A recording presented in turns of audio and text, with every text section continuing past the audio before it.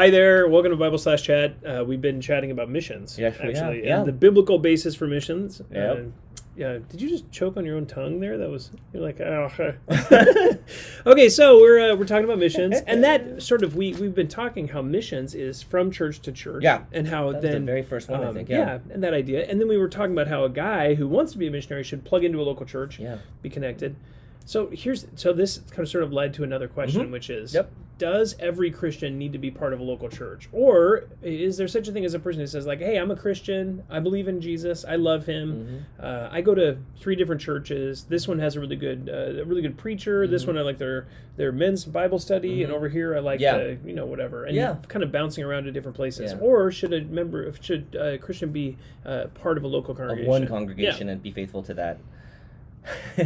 This also is a contrast because I think this has my more recent experiences have shown that this has become more prevalent. Yeah. You do like the cafeteria mentality. Like you pick this, you like that. You go over here, you like. In the society that we live in, we have lots of options and choices. There's all sorts of Bible studies and groups that are linked to churches and also outside of churches. And so there's lots of things to attend. I'm not saying any of that's bad. But ultimately, I think each Christian's first allegiance to Christ is expressed by being a member, whether that church has like strict membership rules or whatever not, but being a participant, a real active participant in one local body. And local, meaning not on video 5 hours away or by plane or train. An hour away. Or an hour away. But like you are part of the body locally. And we get that from one of the clearest places, like Hebrews 10, 24 and 25, and let us consider how to stir one another to love and good works. How do you do that? Not neglecting to meet together on Sundays or other times. I mean, this is not just talking about, I think, on Sundays only, but a general sense of like you're meeting together as one. You're assembling. You're loving each other. Totally. As is the habit of some, but encouraging one another, and all the more as you see that the final day, the day of judgment, right, drawing near. And I think God has established that in this age, this is the church age, that the church is the means by which the gospel, God's plan of redemption is being advanced, not through Israel right now, but through the church. So the church is vitally important. If missions work means a church is reproducing a church in another region or part of the world, then how, of course, we should be a part of that, because we want to be a part of what God is doing. Totally. So if you put yourself outside of the church, on a big picture scale, not even just the one another's intimately, you're not actually a part of God's work. Then you're on the outside looking in, and that's kind of sad. So you're not actually like employing what God has given you for His work, His mission. And then secondly, intimately, you're not able to stir one another up. You're not able to do any good deeds. Can fulfill those things. Who are the people that you love then? Is it just a general Christian love, which is good, but that general love is always, like in the New Testament, focused locally in the one another's.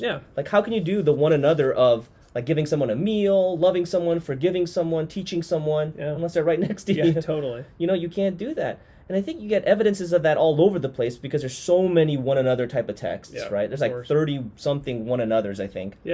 But then if you look at Hebrews 13:17, for example, this is going to seem a little self-serving. But it's not about leadership. We're not talking about that. We're just talking about the need to be in a local church. It says, obey your leaders and submit to them. For they are keeping watch over your souls as those who will give an account for your soul. Okay, so that's a leadership issue there. Totally. But it says, obey your leaders and submit to them. So the writer of Hebrews is saying, you know who your leaders are, and they know you, and they're going to give an account for you. Not for all Christians. Not for regions of Christians. Thankfully. Thankfully, Not like right? Paul, Yeah, but your local church. So that implies, it's like as direct as you can get. You know who your leaders are. They know you. How is that possible? Well, you're a member of one body. That's why.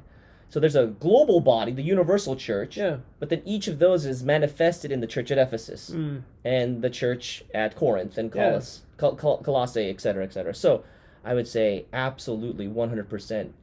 If you're a Christian, you're baptized you're brought into the body of Christ. But that being brought into is expressed in a very local, defined, specific place. And you got to find it. So a Christian needs to be in church. Absolutely. Not just attending, and that could be another issue, another video. But part of the local church, not a appendage that's half cut off hanging out over there, but really like a part of one, and one who's being cared for and who's known and who knows. Yeah. You're being cared for by the leaders and other members, and you're caring for them to express your gifts and use them, which is why God gave you those gifts. I mean, the thing is, like that whole section in 1 Corinthians about the gifts, it's in the context of building up a church. Yeah. So then if you have gifts and you employ them outside of the church, it implies that you're actually not rightly using those gifts. That's fascinating. So, I would say be a part of church. Yeah, totally. I don't know part of a church. That's very helpful. Get to church. Yeah, get to church. I saw a flow chart one time, and it was all these questions. All the questions pointed back to go to church. It was pretty funny. It is. It clarifies everything, and like you can't read the New Testament without stumbling almost every few verses into church or like something that implies that you church know life. That person. Yeah, exactly.